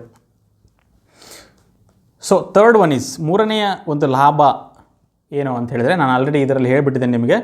That is the social and political peace. ಸಾಮಾಜಿಕ ಹಾಗೂ ರಾಜಕೀಯ ಶಾಂತಿ ಇರುತ್ತೆ ವ್ಯವಸ್ಥೆ. ನಮ್ಮ ವ್ಯವಸ್ಥೆಯಲ್ಲಿ ಸಾಮಾಜಿಕ ಮತ್ತು ರಾಜಕೀಯ ವ್ಯವಸ್ಥೆ, ಪ್ರತಿಯೊಂದು ಪೊಲಿಟಿಕಲ್ ಪಾರ್ಟಿ ಏನಿದೆ, ರಾಜಕೀಯ ಒಂದು ಪಕ್ಷಗಳು, ಅದರಲ್ಲೂ ಕೂಡ ವಿವಿಧತೆ. ಓಕೆ, ಧರ್ಮಗಳ ವಿವಿಧತೆ, ಭಾಷೆಗಳ ವಿವಿಧತೆ. ಓಕೆ, ಸೊ ಪ್ರಾಂತ್ಯಗಳ ವಿವಿಧತೆ. ಒಂದು ಪಾರ್ಟಿ ತೊಗೊಳ್ರಿ ನೀವು, ಪೊಲಿಟಿಕಲ್ ಪಾರ್ಟಿ. ಓಕೆ, ಇದರಲ್ಲಿ ಒಂದೇ ಥರದ ಜನ ಇಲ್ಲ ಇಲ್ಲಿ. ಓಕೆ, ಬೇರೆ ಬೇರೆ ರೀತಿಯ ಜನಗಳಿದ್ದಾರೆ. So that is how we have maintain the political peace. Okay, ರಾಜಕೀಯ ಶಾಂತಿಯನ್ನು ಈ ರೀತಿ ನಾವು ಕಾಪಾಡಿಕೊಂಡಿವಿ. ನಾವು will see some of the challenges of federalism. ಈ ಸಂಯುಕ್ತ ವ್ಯವಸ್ಥೆಯ ಒಂದಿಷ್ಟು ಅಡೆತಡೆಗಳನ್ನು ನಾವು ಇವಾಗ ನೋಡೋಣ. ಮೊದಲನೆಯ ಚಾಲೆಂಜನ್ನು ನೋಡೋದಾದರೆ, so first one is the federalism ಅಥವಾ ಈ ಸಂಯುಕ್ತ ವ್ಯವಸ್ಥೆ ಏನಿದೆ, it can lead to the regionalism. Okay, ರೀಜನಲಿಸಮ್ಗೆ ಇದು ಕಾರಣ ಆಗ್ಬೋದು. ರೀಜನಲಿಸಮ್ ಈಸ್ ನಥಿಂಗ್ ಬಟ್ ಏನಪ್ಪ ಅಂತ ಹೇಳಿದರೆ ಜನಾಂಗೀಯ. ಓಕೆ, ಜನಾಂಗೀಯ ಅಥವಾ ಓಕೆ ಪ್ರಾದೇಶಿಕ ಅಂದರೆ ನಾವು ಒಂದು ಪ್ರದೇಶದವರು, ನಾವು ದಕ್ಷಿಣ ಭಾರತದವರು, ನಾವು ಕರ್ನಾಟಕದವರು, ನಾವು ತಮಿಳಿಯನ್ನರು, ಓಕೆ, ನಾವು ಆಂಧ್ರದವರು. ಸೊ ಈ ರೀತಿಯಾದಂಥ ಜನಾಂಗೀಯ ಅಥವಾ ಪ್ರಾದೇಶಿಕ ಒಂದು ಡಿಮ್ಯಾಂಡ್ ಶುರುವಾಗಿ ಬಿಡಬಹುದು. ಓಕೆ, ಸೊ ಈ ಥರ ಅಂದರೆ ನಮ್ಮ ಒಂದು ಪ್ರಾದೇಶಿಕ ಏನಿದೆ, ಸೊ ನಮಗೆ ಸಂಪೂರ್ಣವಾದಂಥ ಸ್ವಾತಂತ್ರ್ಯ ಇರಬೇಕು. ಸೊ ನಾವು ಒಂದು ಪ್ರಾದೇಶಿಕರು, ನಾವೆಲ್ಲ ಮಾತ್ರ ಒಗ್ಗಟ್ಟು, ನಮ್ಮ ಉಳಿದವರಲ್ಲ. ಓಕೆ, ನಮ್ಮ ಪ್ರದೇಶ ಮಟ್ಟ ಬೇರೆ ಇರೋರು ಅವರು ನಮ್ಮವರಲ್ಲ ಅಂತಕ್ಕಂಥ ಒಂದು ಯೋಚನೆ ಏನಿದೆ, ಅದನ್ನು ನಾವು ರೀಜನಲಿಸಮ್ ಅಂತ ಹೇಳ್ತೀವಿ. Then the second one is it can lead to the secessionism. Secessionism is nothing but ಏನಪ್ಪ ಅಂತ ಹೇಳಿದರೆ, ನಮ್ಮ ಒಂದು ಪ್ರಾಂತ್ಯ ಏನಿದೆ, ನಮ್ಮನ್ನು ಬೇರೆ ಪಡಿಸ್ಬಿಡಿ, ನಮಗೆ ಒಂದು ಸಪ್ರೇಟ್ ದೇಶ ಮಾಡಿಬಿಡಿ ಅಂಥೇಳಿ ಸೆಸೆಷನಿಸಮ್ ಶುರು ಆಗ್ಬೋದು. ಓಕೆ, ಬೇರೆಯ ದೇಶ. ಉದಾಹರಣೆಗೆ ಈಗ ಖಲಿಸ್ತಾನ್ ಮೂಮೆಂಟ್ ಅಂತ ಹೇಳ್ತೀವಿ. ಓಕೆ, ಪಂಜಾಬಿನಲ್ಲಿ ಖಲಿಸ್ತಾನ್ ಅಂತಕ್ಕಂಥ ಒಂದು ದೇಶವನ್ನು ಮಾಡಬೇಕು. ಪಂಜಾಬಿನಲ್ಲಿ ಸಿಖ್ಖರು ಏನಿದ್ದಾರೆ, ಸೊ ಅವರನ್ನೆಲ್ಲ ಒಳಗೊಂಡಂತೆ ಒಂದು ಖಲಿಸ್ತಾನ್ ದೇಶವನ್ನು ಮಾಡಬೇಕು ಅಂತೇಳಿ. ಇಲ್ಲಿ ನಾವು ಎಲ್ಲ ಸಿಖ್ಖರನ್ನು ದೂಷಿಸೋ ಹಾಗಿಲ್ಲ, ಎಲ್ಲ ಪಂಜಾಬಿಗಳನ್ನು ನಾವು ದೂಷಿಸೋ ಹಾಗಿಲ್ಲ. ಕೆಲವರು ಮಾತ್ರ ಹಾಗಾಗಿದ್ದಾರೆ. ಸೊ ಅವರು ಖಲಿಸ್ತಾನ್ ಅಂತಕ್ಕಂಥ ಒಂದು ದೇಶವನ್ನು ಮಾಡಿಬಿಡಿ ಅಂಥೇಳಿ. So that is what it can lead to the secessionism ಅಂಥೇಳಿ. ಆ್ಯಂಡ್ ಥರ್ಡ್ ಚಾಲೆಂಜ್ ಏನಪ್ಪ ಅಂದರೆ, it can lead to the majority domination. ಯಾರದು ಬಹುಮತ ಇದೆಯಲ್ಲ, ಸೊ ಅವರು ಅಲ್ಪಸಂಖ್ಯಾತರನ್ನ ತುಳಿದು ಬಿಡ್ಬೋದು, ಅಲ್ಪಸಂಖ್ಯಾತರಿಗೆ ಸ್ವಾತಂತ್ರ್ಯ ಇಲ್ದಂಗೆ ಮಾಡಿಬಿಡ್ಬೋದು ಸಾಮಾಜಿಕವಾಗಿ ಅಂತಕ್ಕಂಥ ಒಂದು ಹೆದರಿಕೆ ಇದೆ. There is a fear that there can be the majority domination. ಹೆಂಗೆ ಮೆಜಾರಿಟಿ ಡಾಮಿನೇಷನ್ ಅಂತ ಹೇಳಿದ್ರೆ, ಅದು ಹೆಂಗಾದ್ರೂ ತೊಗೊಳ್ರಿ, ಧರ್ಮದ ಆಧಾರವಾಗಿರ್ಬೋದು, ಭಾಷೆ ಆಧಾರ, ಇವ ಧರ್ಮದ ಆಧಾರ ಮೇಲೆ ತೊಗೋರಿ. ಓಕೆ, ಇಲ್ಲೊಂದು ಧರ್ಮ ಇದೆ, ಸಾರಿ ಇದನ್ನು ಧರ್ಮ ಅಂತ ಹೇಳ್ಬಾರ್ದು ನಾವು, ಧರ್ಮ ಈಸ್ ಡಿಫ್ರೆಂಟ್. ಧರ್ಮ ಅಂತ ಹೇಳಿದರೆ it is known as the righteousness ಅಂತ ಹೇಳ್ತೀವಿ. ಓಕೆ, ರೈಚಿಯಸ್ನೆಸ್ ಅಥವಾ ಧರ್ಮ. ಕೆಲವೊಂದು ಸರಿ ನಾವು ಮಾತಾಡೋ ಹೇಳ್ತೀವಿ ನೋಡ್ರಿ, ಆ ತಪ್ಪು ಮಾಡಬಾರ್ದು, ಅದು ನಮ್ಮ ಧರ್ಮ ಅಲ್ಲ ಅಂತ ಹೇಳ್ತೀವಿ ನಾವು. ಸೊ ಅದು ಧರ್ಮ. ಸೊ ಈ ಮತಗಳು ಇವು. ಓಕೆ, ಈ ಹಿಂದೂ, ಮುಸ್ಲಿಂ, ಆಮೇಲೆ ಕ್ರಿಶ್ಚಿಯನ್, ಓಕೆ, ಬೌದ್ಧ ಧರ್ಮ ಅಂತ ಹೇಳ್ತೀವಲ್ಲ, ಸೊ ಇವೆಲ್ಲ ಆ್ಯಕ್ಚುಲಿ ಮತಗಳು, ಇವು ಬೇರೆ ಬೇರೆಯ ಮತಗಳು. ಓಕೆ, ಸೊ ಇಲ್ಲೊಂದು ಮತ ಇದೆ ಅಂದ್ಕೊಳ್ಳಿ. ಓಕೆ, ಇಲ್ಲೊಂದು ಮತ ಇದೆ, ಈ ಮತದ ಸಂಖ್ಯೆ ಜಾಸ್ತಿ ಇದೆ ಅಂದ್ಕೊಳ್ಳಿ. Okay, the population of this religion is more. Okay, ಇಲ್ಲಿರ್ತಕ್ಕಂಥ ಮತದ ಸಂಖ್ಯೆ ಕಡಿಮೆ ಇದೆ. Okay, less population. ಸೊ ಈಗ ಈ ಸಂಯುಕ್ತ ವ್ಯವಸ್ಥೆ ಫೆಡರಲಿಸಮಲ್ಲಿ ಏನಾಗ್ಬಿಡ್ಬೋದು ಅಂತ ಹೇಳಿದರೆ, ಈ ಒಂದು ಮತದ ಸಂಖ್ಯೆ ಹೆಚ್ಚಿರೋರು ಸೊ ಇವರಿಗೆ ಬೇಕಾದಂತಹ ಪೊಲಿಟಿಕಲ್ ಪಾರ್ಟಿಯನ್ನು ಆಯ್ಕೆ ಮಾಡ್ಬೋದು. ಓಕೆ, ಇವರಿಗೆ ಬೇಕಾದಂಥವ್ರು ಅಧಿಕಾರಕ್ಕೆ ಬರ್ಬೋದು. ಅವರು ಬಂದಾಗ ಇಲ್ಲಿರ್ತಕ್ಕಂಥ ಈ ಜನಾಂಗ ಏನಿದೆ ಇವರುಗಳನ್ನು ಅಲ್ಪಸಂಖ್ಯಾತರನ್ನು ಏನು ಮಾಡ್ಬೋದು ಅಂತ ಹೇಳಿದ್ರೆ ಶೋಷಿಸ್ಬೋದು ಅಂತಕ್ಕಂಥದ್ದು ಒಂದು ಚಾಲೆಂಜ್. ಇಲ್ಲೂ ಕೂಡ ಆ ಒಂದು ಚಾಲೆಂಜ್ ಇದೆ. Okay, so this is all about the federalism and its advantages and challenges. So now we will come to the India's system. Okay, what is India's federal system? ನಮ್ಮ ಭಾರತದ ಸಂಯುಕ್ತ ವ್ಯವಸ್ಥೆ ಯಾವ ಥರ ಇದೆ, ನಮ್ಮ ಸಂವಿಧಾನ ಇದರ ಬಗ್ಗೆ ಏನು ಹೇಳ್ತಾ ಇದೆ ಅಂಥೇಳಿ ನಾವು ಮೊದಲು ತಿಳ್ಕೊಳ್ಳೋಣ. ಸೊ ಮೊದಲು ನಾನು ಸಂವಿಧಾನದ ಮೂಲಕ ಶುರು ಮಾಡ್ತೇನೆ. ನಮ್ಮ ಸಂವಿಧಾನದ ಆರ್ಟಿಕಲ್ 1, ಓಕೆ, 1ನೇ ವಿಧಿಯಲ್ಲಿ ಏನು ಹೇಳಲಾಗಿದೆ ಅಂತ ಹೇಳಿದ್ರೆ, India that is Bharat,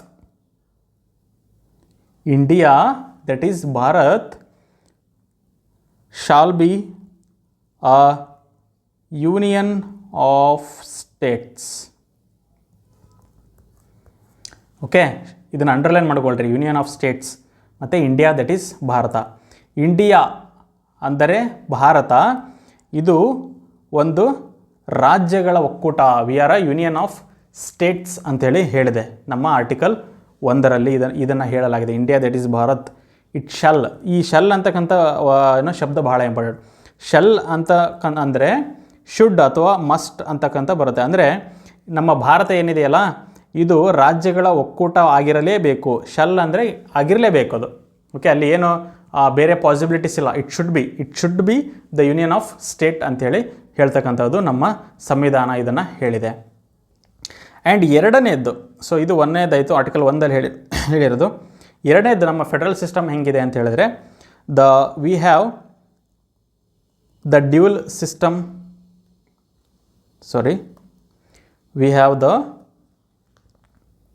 dual system of government.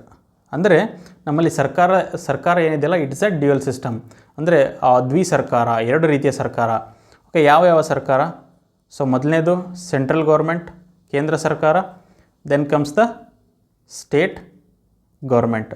Okay, so ಇದಾದಮೇಲೆ ನಾವು ಸಂವಿಧಾನವನ್ನು ತಿದ್ದುಪಡಿ ಮಾಡಿ 73 ಮತ್ತು 74, 73rd and 74th constitutional amendment, 73 ಮತ್ತು 74 ಕಾನ್ಸ್ಟಿಟ್ಯೂಷನಲ್ ಅಮೆಂಡ್ಮೆಂಟ್ ಸಂವಿಧಾನವನ್ನು ತಿದ್ದುಪಡಿ ಮಾಡಿ ನಾವೇನು ತೊಗೊಂಡು ಬಂದ್ವಿ, we brought the 3rd level of government that is the local government. Local ಗೌರ್ಮೆಂಟಲ್ಲಿ ಹಳ್ಳಿಯಲ್ಲಿ ಪಂಚಾಯತ್ಸ್ ಬಂದು, ಓಕೆ, ಟೌನಲ್ಲಿ ಮುನಿಸಿಪಾಲಿಟೀಸ್ ಬಂದು, ಸೊ ಈ ಮುನಿಸಿಪಾಲಿಟಿಯಲ್ಲಿ ಬೇರೆ ಬೇರೆ ರೀತಿಗಳಿದ್ದಾವೆ. ಅದನ್ನು ನಾವು ಮುಂದಿನ ಕ್ಲಾಸಲ್ಲಿ ನಾವು ಡಿಸ್ಕಸ್ ಮಾಡೋಣ ಡೀಟೇಲಾಗಿ ಲೋಕಲ್ ಗೌರ್ಮೆಂಟ್ ಬಗ್ಗೆ. ಆಮೇಲೆ ನಾವು ಡಿಸ್ಕಸ್ ಮಾಡೋಣ ಅಂತ. ಇವಾಗ ಸದ್ಯಕ್ಕೆ ಏನು ಬೇಕು ಅದಷ್ಟು ತಿಳ್ಕೊರಿ. ಸೊ ಇದು ಈ ಒಂದು ಡ್ಯೂಯಲ್ ಸಿಸ್ಟಮ್ ಕೊಟ್ವಿ. ನೆಕ್ಸ್ಟ್ ಮೂರನೆಯ ವ್ಯವಸ್ಥೆ ಏನಪ್ಪ ಅಂತ ಹೇಳಿದರೆ, it is the division of power, ಅಧಿಕಾರದ ವಿಂಗಡಣೆ. ನಮ್ಮ ಸಂವಿಧಾನವೇ ಅಧಿಕಾರನ ವಿಂಗಡಣೆ ಮಾಡ್ತು. ಹೆಂಗೆ? That is through the 7th schedule. Okay, ಈ 7th ಶೆಡ್ಯೂಲ್ ಮೂಲಕ ನಮಗೆ ಅಧಿಕಾರನ ವಿಂಗಡಿಸ್ತಾರೆ. ಈ 7th ಶೆಡ್ಯೂಲ್ ಬಗ್ಗೆ ನಾನು ನಿಮಗೆ ಆಲ್ರೆಡಿ ಹೇಳಿದ್ದೇನೆ. ಇಲ್ಲಿ union list, state list, and then comes the concurrent list. Okay, union list, okay, ಇದು ಕೇಂದ್ರದ ಪಟ್ಟಿ, ರಾಜ್ಯದ ಪಟ್ಟಿ, ಮತ್ತು ಕನ್ಕರೆಂಟ್ ಲಿಸ್ಟ್ ಅಂದರೆ ಅಲ್ಲಿ ಕೇಂದ್ರ ಮತ್ತು ರಾಜ್ಯ ಇಬ್ಬರೂ ಕೂಡ ಕಾನೂನನ್ನು ಮಾಡ್ಬೋದು. ಸೊ ಯೂನಿಯನ್ ಲಿಸ್ಟಲ್ಲಿ ಉದಾಹರಣೆಗೆ ಡಿಫೆನ್ಸ್ ಅಂತ ಬರುತ್ತೆ. ಓಕೆ, ರಕ್ಷಣೆಗೆ ಸಂಬಂಧಪಟ್ಟ ಹಾಗೆ. ಅದಾದಮೇಲೆ ಅಟೋಮಿಕ್ ಎನರ್ಜಿ. ಓಕೆ, ಸೊ ಈ ರೀತಿಯ ವ್ಯವಸ್ಥೆಗಳು. ಸೊ ಒಟ್ಟಾರೆ ಒಂದು ದೇಶದ ಒಂದು ಹಿತದಿಂದ, ಓಕೆ, ಇಡೀ ದೇಶಕ್ಕೆ ಒಂದು ಯೂನಿಫಾರ್ಮ್ ಲಾಸ್ ಬೇಕಾಗಿರುತ್ತೆ, ಒಂದೇ ರೀತಿಯಾದಂಥ ಕಾನೂನುಗಳು, ಅಂಥವುಗಳನ್ನು ನಾವು ಯೂನಿಯನ್ ಲಿಸ್ಟಲ್ಲಿ ಕೊಟ್ವಿ. ಸ್ಟೇಟ್ ಲಿಸ್ಟಲ್ಲಿ ಉದಾಹರಣೆಗೆ ಅಗ್ರಿಕಲ್ಚರ್, ಕೃಷಿ, ಓಕೆ, ಹೆಲ್ತ್, ಆರೋಗ್ಯ, and then the prisons, jail. So ಈ ರೀತಿ ಹಲವಾರು ವಿಷಯಗಳನ್ನು ನಾವು ರಾಜ್ಯಗಳ ಪಟ್ಟಿಗೆ ಕೊಟ್ವಿ. ಕನ್ಕರೆಂಟ್, ಸೊ ಇದರಲ್ಲಿ ಉದಾಹರಣೆಗೆ ನಾವು ಹೇಳೋದು ಎಜುಕೇಷನ್, ಓಕೆ, ಎಜುಕೇಷನ್ ಅಥವಾ you can talk about the forest, ಅರಣ್ಯ. ಸೊ ಈ ರೀತಿ ಹಲವಾರು ವಿಷಯಗಳು ಕನ್ಕರೆಂಟ್ ಲಿಸ್ಟಲ್ಲಿ ಕೊಟ್ವಿ. ಇಲ್ಲಿ ಕೇಂದ್ರ ಮತ್ತು ರಾಜ್ಯ ಇಬ್ಬರು ಕೂಡ ಅಲ್ಲಿ ಕಾನೂನುಗಳನ್ನು ಮಾಡ್ಬೋದು. This is known as the division of power ಅಂತ ಹೇಳ್ತೀವಿ. ಆ್ಯಂಡ್ ಈ ಡಿವಿಷನ್ ಆಫ್ ಪವರಲ್ಲಿ ಎರಡು ರೀತಿ ಇದೆ. ಓಕೆ, ಸೊ ಒಂದು horizontal division. Horizontal division of power ಅಂತ ಹೇಳಿದರೆ ಒಂದೇ ಲೆವೆಲಲ್ಲಿ ಇರ್ತಕ್ಕಂಥ ಸರ್ಕಾರದ ಅಂಗ ಇರ್ತವಲ್ಲ, ಸೊ ಅವುಗಳಲ್ಲಿ ಅಧಿಕಾರವನ್ನು ವಿಂಗಡಿಸೋದು. ಓಕೆ, ಒಂದೇ ಲೆವೆಲಲ್ಲಿ ಅಂತ ಹೇಳಿದರೆ ಕೇಂದ್ರದಲ್ಲಿ, okay, this is the centre, okay, this is the central government ಅಂದ್ಕೊಳ್ಳಿ. ಸೆಂಟ್ರಲ್ ಗೌರ್ಮೆಂಟ್ ಅಂಗಗಳು ಯಾವುವು? ಓಕೆ, ಸೆಂಟ್ರಲ್ ಗೌರ್ಮೆಂಟ್ ಅಂಗಗಳು ಯಾವುವು ನೆನ್ಪಿಟ್ಕೊಳ್ಳಿ. ನೆನಪು ಬರ್ತಾ ಇದೆಯಾ? ನಾನು ಕ್ಲಾಸಲ್ಲಿ ಎಷ್ಟು ಸರಿ ಹೇಳಿದೆ ನಿಮಗೆ, ಸರ್ಕಾರ ಅಂದರೆ 3 ಅಂಗಗಳಿರ್ತವೆ, ಒಂದೇ ಅಲ್ಲ ಅಂಥೇಳಿ. ಯಾವುದದು? Okay, legislature, okay, executive, and then judiciary. ಒಂದೇ ಲೆವೆಲಲ್ಲಿ ಇರ್ತಕ್ಕಂತಹ ಸರ್ಕಾರದ ಅಂಗಗಳಲ್ಲಿ ನಾವೇನಾದರೂ ಅಧಿಕಾರವನ್ನು ವಿಂಗಡಿಸಿದರೆ that is called as the horizontal division. And ಎರಡನೇದ್ದು it is the vertical division.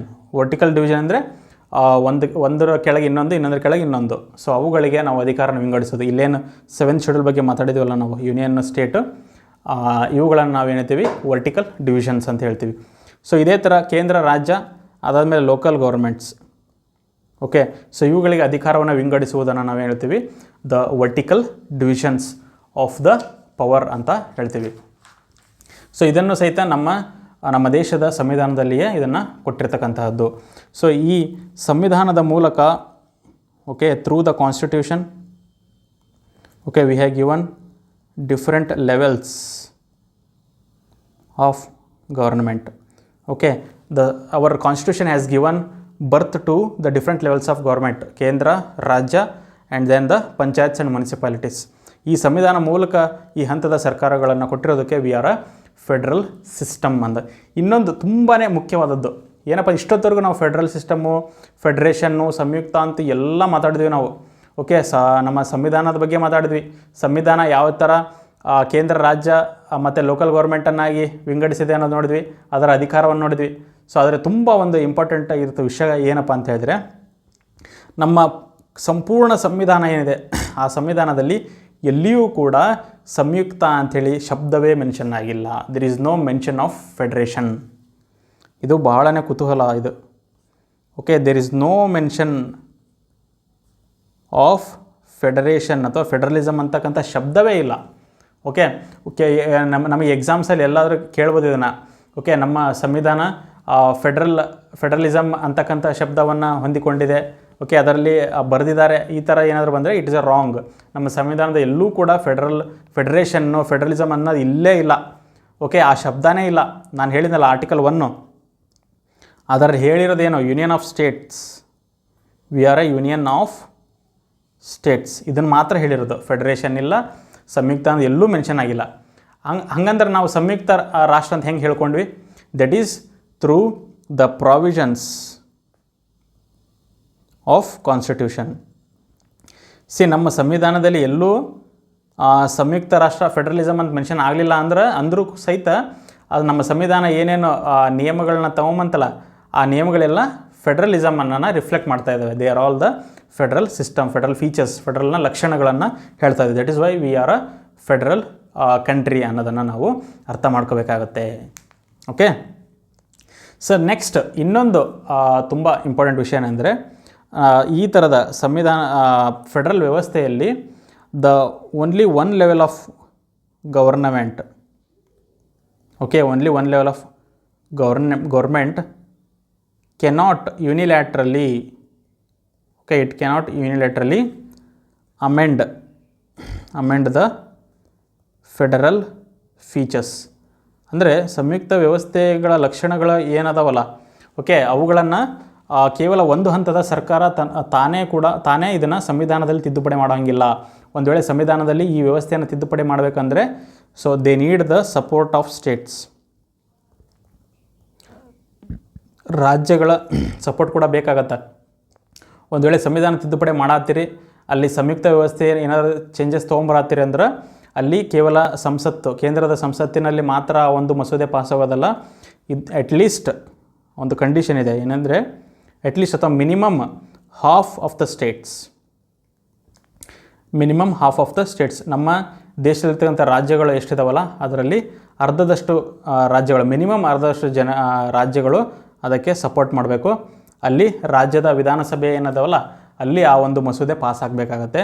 So that is when they can amend the federal features. ಅದು ಕೂಡ ತುಂಬಾ ಇಂಪಾರ್ಟೆಂಟು. ಇನ್ನೊಂದು ಬಹಳ ಮುಖ್ಯವಾದ ವಿಷಯ ಅಂತ ಹೇಳಿದ್ರೆ, there will be independent judiciary. There will be independent judiciary to ಏನಕ್ಕೆ, to resolve the disputes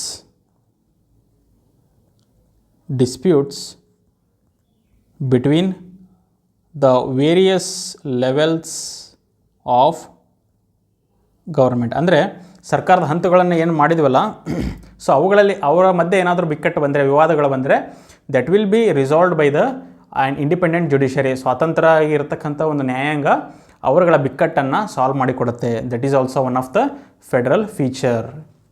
and ಆರನೇದು ಇಂಪಾರ್ಟೆಂಟ್ ಅಂದರೆ there will be financial autonomy. ಹಣಕಾಸಿನ ವ್ಯವಸ್ಥೆ ಏನಿದೆಲ್ಲ ಅದರಲ್ಲೂ ಕೂಡ ಸ್ವಾಯತ್ತತೆ, ಸ್ವತಂತ್ರತೆ ಇರುತ್ತದೆ. ಓಕೆ, ಸೆಂಟ್ರಲ್ ಗೌರ್ಮೆಂಟು ಅದು ತನ್ನದೇ ಆದಂತಹ ಹಣಕಾಸಿನಲ್ಲಿ ಸ್ವಾತಂತ್ರ್ಯವನ್ನು ಹೊಂದಿರುತ್ತೆ, ಸ್ವಾಯತ್ತತೆಯನ್ನು ಹೊಂದಿರುತ್ತೆ. ಸ್ಟೇಟ್ ಅಲ್ಲೂ ಕೂಡ ಅವರು ಖರ್ಚು ಮಾಡೋದು, ಓಕೆ, ಅದಕ್ಕೂ ಕೂಡ ಸ್ವಾತಂತ್ರ್ಯ ಇರುತ್ತೆ. So similarly local government, so ಪ್ರತಿಯೊಂದು ಹಂತದಲ್ಲೂ ಫೈನಾನ್ಷಿಯಲ್ ಅಟೋನಮಿ, ಓಕೆ, ಹಣಕಾಸಿನ ಸ್ವಾಯತ್ತತೆ ಅನ್ನೋದು ಇರುತ್ತೆ ಅವರಿಗೆ, ಒಂದು ಸ್ವಾತಂತ್ರ್ಯ. ಓಕೆ, ಕೇವಲ ಕೇಂದ್ರ ರಾಜ್ಯಗಳನ್ನು ಕಂಟ್ರೋಲ್ ಮಾಡೋದಾಗಲಿ ಸೊ ಆ ಥರ ಇರೋದಿಲ್ಲ. ಸೊ ಅವರವರ ಅಧಿಕಾರ ಅದ ವ್ಯಾಪ್ತಿಯಲ್ಲಿ ಬರ್ತಕ್ಕಂಥ ಹಣಕಾಸಿನ ವ್ಯವಸ್ಥೆ ಕೂಡ ಸ್ವಾಯತ್ತತೆಯಿಂದ, ಇಂಡಿಪೆಂಡೆನ್ಸ್ ಮೂಲಕನೇ ಇರುತ್ತೆ. ಇದನ್ನು ಅರ್ಥ ಮಾಡ್ಕೊಳ್ಳಿ. ಸೊ ನಾವು will see there are certain exceptions. ನಮ್ಮ ಭಾರತದ ವ್ಯವಸ್ಥೆ ಏನಿದೆಯಲ್ಲ, ಓಕೆ, ಸಂಪೂರ್ಣ ಫೆಡರಲ್ ಸಿಸ್ಟಮ್ ಇಲ್ಲ ಇಲ್ಲಿ, ಸಂಪೂರ್ಣ ಸಂಯುಕ್ತ ವ್ಯವಸ್ಥೆ ಇಲ್ಲ ಇಲ್ಲಿ. Okay, that is why mister KC Wheare ಬರ್ಕೋರಿ ಇದನ್ನು. ಓಕೆ, KC ವೀರೆ ಅಂತಕ್ಕಂತಹ ಒಬ್ಬ ಪೊಲಿಟಿಕಲ್ ಎಕ್ಸ್ಪರ್ಟ್ ಏನು ಹೇಳ್ತಾನೆ ಅಂತ ಹೇಳಿದ್ರೆ, India is a quasi federal, India is a quasi federal system ಅಂತೇಳಿ ಹೇಳ್ತಾರೆ. ಕ್ವಾಸಿ ಫೆಡರಲ್ ಅಂತ ಹೇಳಿದ್ರೆ ಅರೆ ಸಂಯುಕ್ತ ವ್ಯವಸ್ಥೆ, ಇದು ಸಂಪೂರ್ಣ ಸಂಯುಕ್ತ ವ್ಯವಸ್ಥೆ ಅಲ್ಲ, ಇದು ಅರೆ ಸಂಯುಕ್ತ ವ್ಯವಸ್ಥೆ ಅಂತೇಳಿ ಹೇಳ್ತಾರೆ. ಸೊ ಯಾಕೆ ಹಿಂಗೆ ಹೇಳಿದ್ರು ಇವರು? Why did he say that India is not completely federal state, we are a quasi federal? ಯಾಕೆ ಹೇಳಿದ್ರು ಅಂತ ಹೇಳಿದ್ರೆ, because there are certain features in our constitution. ನಮ್ಮ ಸಂವಿಧಾನದಲ್ಲಿ ಕೆಲವೊಂದಿಷ್ಟು ನಿಯಮಗಳು ಏನು ಹೇಳಿದವು ಅಂತ ಹೇಳಿದ್ರೆ, it has given more powers to center. ಕೇಂದ್ರಕ್ಕೆ ಕೆಲವೊಂದಿಷ್ಟು ಹೆಚ್ಚು ಅಧಿಕಾರಗಳನ್ನು ಕೊಟ್ಟಿದೆ ರಾಜ್ಯಗಳಿಗೆ ಕಂಪೇರ್ ಮಾಡಿಕೊಂಡ್ರೆ. ಓಕೆ, ಇಲ್ಲಿ ಸಂಪೂರ್ಣವಾಗಿ ಅಮೇರಿಕಾದಲ್ಲಿ ವ್ಯವಸ್ಥೆ ಹೆಂಗಂದರೆ, ಕೇಂದ್ರ ಏನಿದೆಯಲ್ಲ, ಕೇಂದ್ರಕ್ಕೆ ಎಷ್ಟು ಅಧಿಕಾರ ಇದ್ದಾವೆ, ಎಷ್ಟು ಸ್ವಾತಂತ್ರ್ಯ ಇದ್ದಾವೆ, ಅಷ್ಟೇ ಅಧಿಕಾರ ಅಷ್ಟೇ ಸ್ವಾತಂತ್ರ್ಯ ರಾಜ್ಯ ಸರ್ಕಾರಕ್ಕೂ ಇದೆ.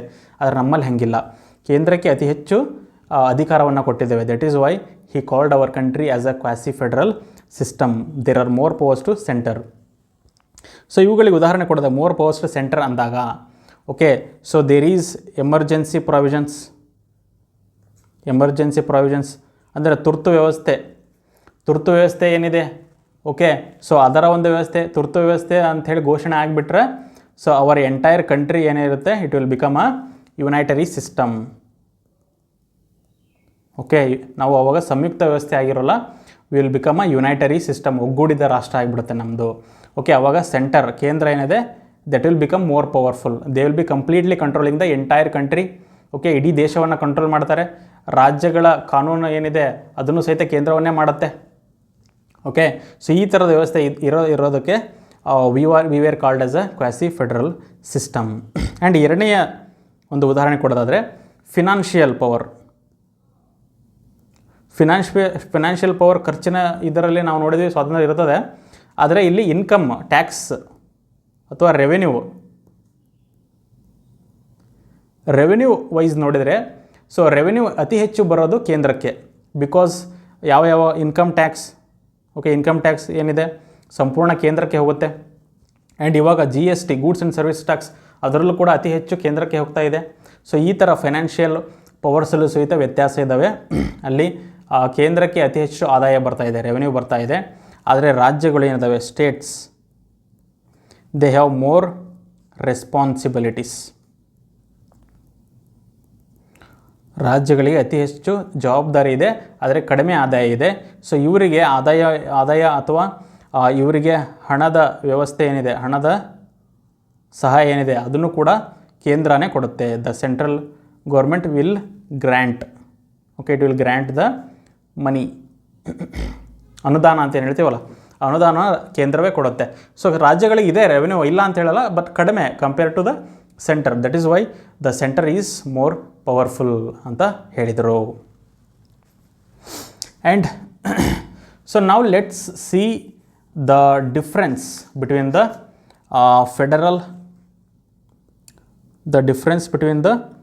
Federal system and the unitary system. ಸಂಯುಕ್ತ ವ್ಯವಸ್ಥೆ ಮತ್ತು ಒಗ್ಗೂಡಿದ ವ್ಯವಸ್ಥೆ.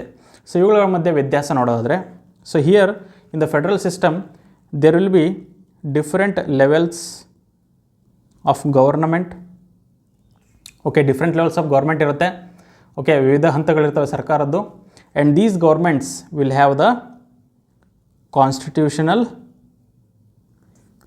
ಎಕ್ಸಿಸ್ಟೆನ್ಸ್. ಇವುಗಳು, ಈ ಹಂತದ ಸರ್ಕಾರಗಳು ಏನಿದಾವಲ್ಲ, ಸೊ ಅವುಗಳಿಗೆ ಸಂವಿಧಾನ ಏನಿದೆ, ಸಂವಿಧಾನವೇ ಇವುಗಳನ್ನು ಹುಟ್ಟಿ ಆಗಿರುತ್ತೆ, ಪ್ರತಿ ಹಂತದ ಸರ್ಕಾರವನ್ನು. So they will have constitutional existence. ಯುನೈಟರಿಯಲ್ಲಿ ಏನಿರುತ್ತೆ ಅಂತ ಹೇಳಿದರೆ, ಸೊ ಇಲ್ಲಿ ಒಂದು ಎಂಟೈರ್ ವ್ಯವಸ್ಥೆ ಕೇವಲ ಸೆಂಟ್ರಲೈಸ್ಡ್ ಆಗಿರ್ಬೋದು, ಒನ್ಲಿ ಕೇಂದ್ರ ಸರ್ಕಾರ ಇರ್ಬೋದು, ಅಥವಾ ಒಂದು ವೇಳೆ ಏನಾದರೂ ಸ್ಟೇಟ್ ಗೌರ್ಮೆಂಟು ಅಥವಾ ರೀಜ್ನಲ್ ಗೌರ್ಮೆಂಟ್ಸ್, ಪ್ರಾದೇಶಿಕ ಸರ್ಕಾರ ಇವೇನಾದ್ರು ಇದ್ದರೆ, so they will not be given by the constitution. ಸಂವಿಧಾನ ಇವುಗಳನ್ನು ಹುಟ್ಟಿಸಿರೋಲ್ಲ. ಇವುಗಳನ್ನು ಯಾರು ಹುಟ್ಟಿಸಿರ್ತಾರೆ ಅಂದರೆ ಈ ಕೇಂದ್ರ ಏನಿದೆ, ಇವರೇ ಇವನ್ನ ಹುಟ್ಟಿಸಿರ್ತಾರೆ. ತಮ್ಮ ಆಡಳಿತದ ವ್ಯವಸ್ಥೆಗೋಸ್ಕರ ಅವರು ಹುಟ್ಟಿಸ್ಕೊಂಡಿರ್ತಾರೆ ಇವನ್ನ. ಸೊ ಇವುಗಳಿಗೆ ಸಂವಿಧಾನಾತ್ಮಕವಾಗಿ ಇವುಗಳಿಗೆ ಸ್ಥಾನ ಇರೋದಿಲ್ಲ. That is the main difference. And ಎರಡನೇ ಡಿಫ್ರೆನ್ಸ್ ಏನಪ್ಪ ಅಂತ ಹೇಳಿದ್ರೆ, ಫೆಡರಲ್ ಸಿಸ್ಟಮಲ್ಲಿ the states they are not subordinate. They are not subordinate to ಯಾರಿಗೆ? ಸೆಂಟರ್.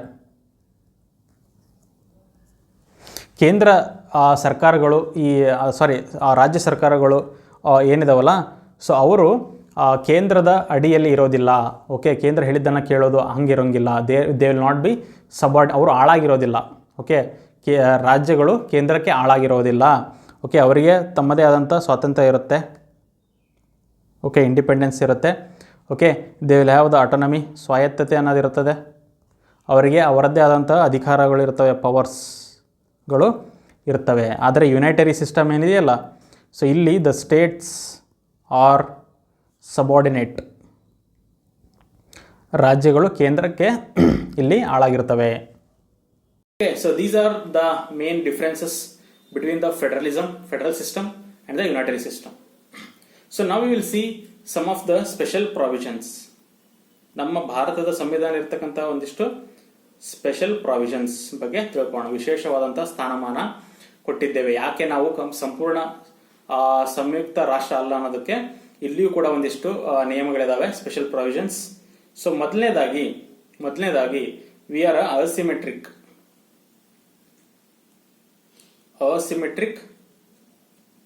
ಫೆಡರೇಷನ್. ಅಸಿಮೆಟ್ರಿಕ್ ಅಂತ ಹೇಳಿದ್ರೆ, ಸೊ ನಮ್ಮ ವ್ಯವಸ್ಥೆ ಏನಿದೆಯಲ್ಲ, ಇಲ್ಲಿ ಅಸಮಾನತೆಯುಳ್ಳಂತಹ ಸಂಯುಕ್ತ ವ್ಯವಸ್ಥೆ ಇದೆ. ಯಾಕೆ ಅಂದ್ರೆ ಕೆಲವೊಂದಿಷ್ಟು ರಾಜ್ಯಗಳಿಗೆ to some of the states we have given the special status.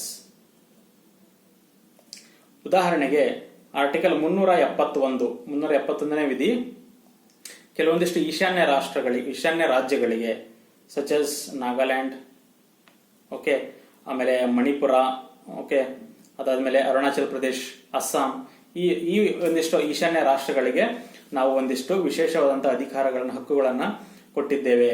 So ಅಲ್ಲಿ ಅವರಿಗೆ ಅವರ ಒಂದು ಭಾಷೆ, ಅವರ ಒಂದು ಸಂಸ್ಕೃತಿ, ಇವುಗಳನ್ನ ಕಾಪಾಡೋದಕ್ಕೆ ನಾವು ವಿಶೇಷ ಅಧಿಕಾರಗಳನ್ನ ಕೊಟ್ಟಿದ್ದೇವೆ. ಸೊ ಅದಕ್ಕೋಸ್ಕರ ಮತ್ತೆ ಇನ್ನು ಹಲವಾರು ರಾಜ್ಯಗಳಾದಂತಹ Uttarakhand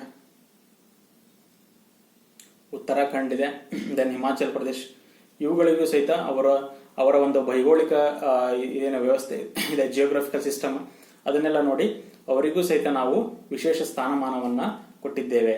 and also in Rajya Sabha, ನಾವು ನಿಮಗೆ ಆಲ್ರೆಡಿ ಪಾರ್ಲಿಮೆಂಟ್ ಚಾಪ್ಟರ್ ಹೇಳಿದ್ದೇನೆ, ರಾಜ್ಯಸಭೆಯ ಒಂದು ರಚನೆ ಏನಿದೆ ಅದು ಹೆಂಗಾಗಿರುತ್ತೆ ಅಂದ್ರೆ it is based on the population.